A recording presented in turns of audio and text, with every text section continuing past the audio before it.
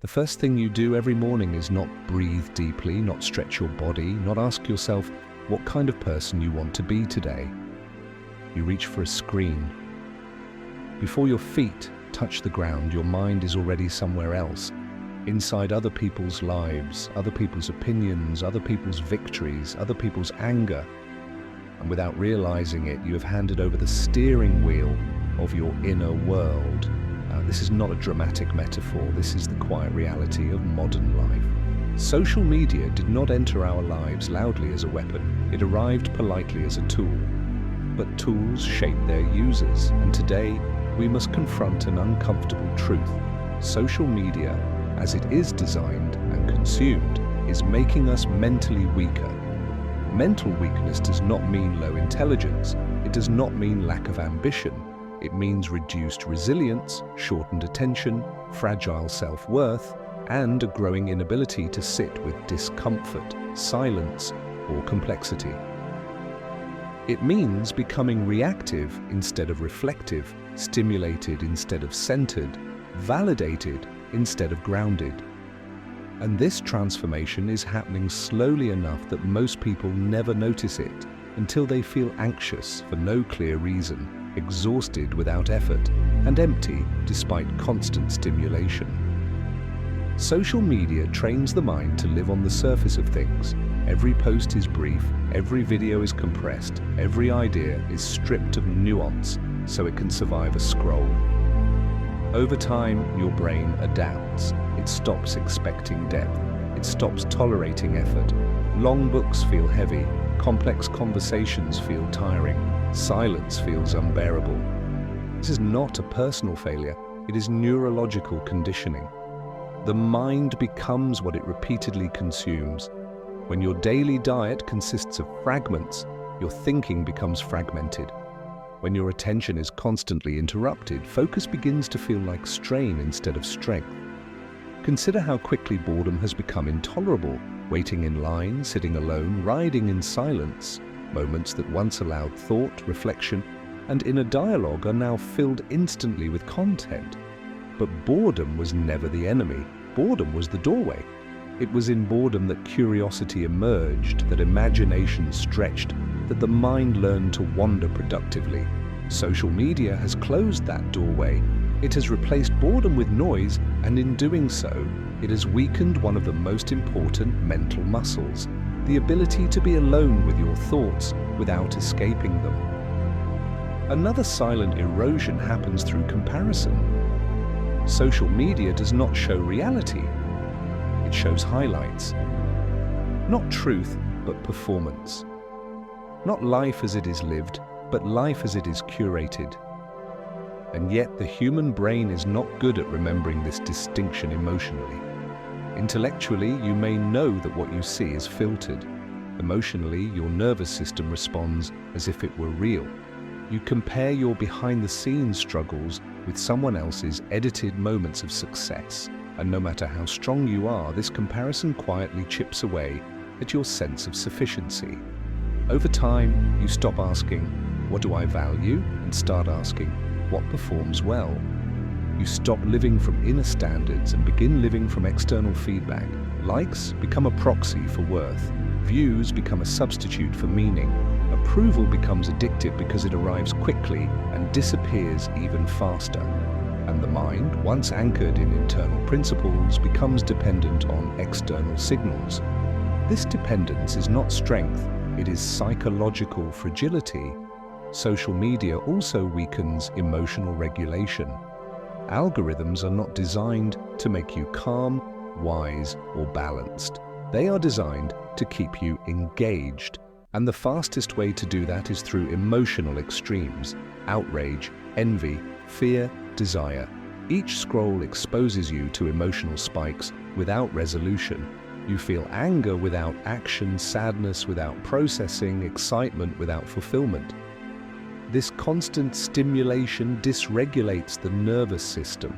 You become emotionally reactive, easily triggered, and mentally restless.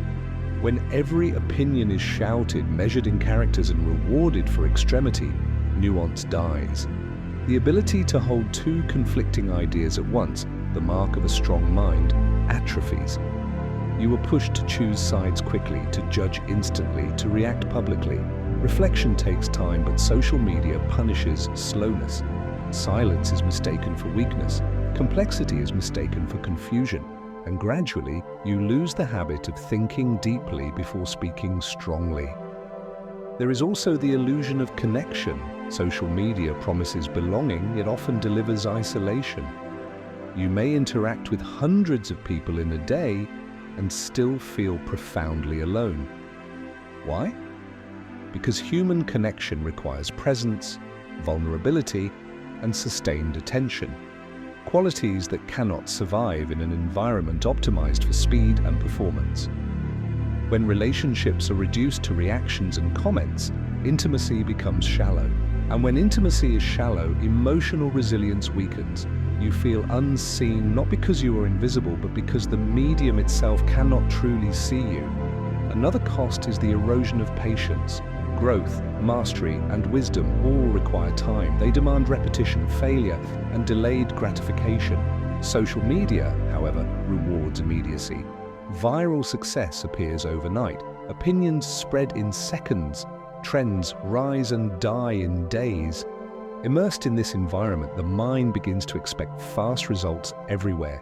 When progress in real life feels slow, as it always does, you interpret slowness as failure. You quit too early, you doubt too quickly, you underestimate the quiet power of consistency. Mental strength is built through struggle, but social media encourages constant escape. Feeling uncomfortable? Scroll. Feeling anxious? Watch. Feeling uncertain? Distract yourself. Each time you avoid discomfort, you train your mind to fear it.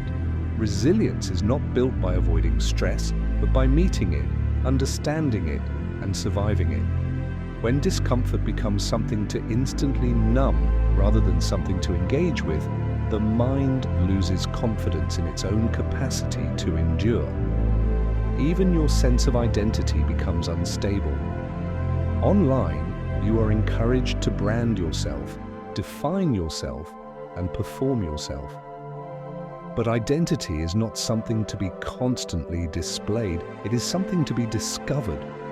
When you are always aware of being observed, even imagined observation, you begin to live for perception rather than truth.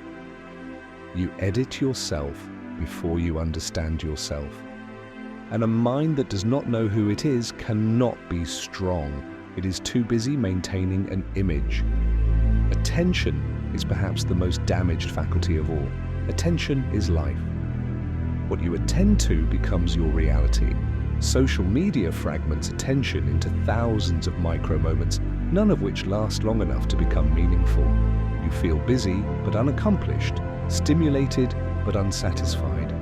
The mind becomes scattered, jumping from thought to thought, craving novelty, struggling to stay with a single task. And without sustained attention, there can be no deep work, no profound insight, no lasting fulfillment. It is important to understand that none of this happens because you are weak. It happens because the systems you are using are powerful. Social media platforms employ the best psychologists, designers, and data scientists to understand human behavior. They know exactly how to exploit cognitive biases, emotional vulnerabilities, and reward mechanisms. To be affected by this is not a moral failure, it is a human one. But awareness creates choice, and choice is the beginning of strength. Mental strength does not require abandoning technology entirely, it requires reclaiming intentionality.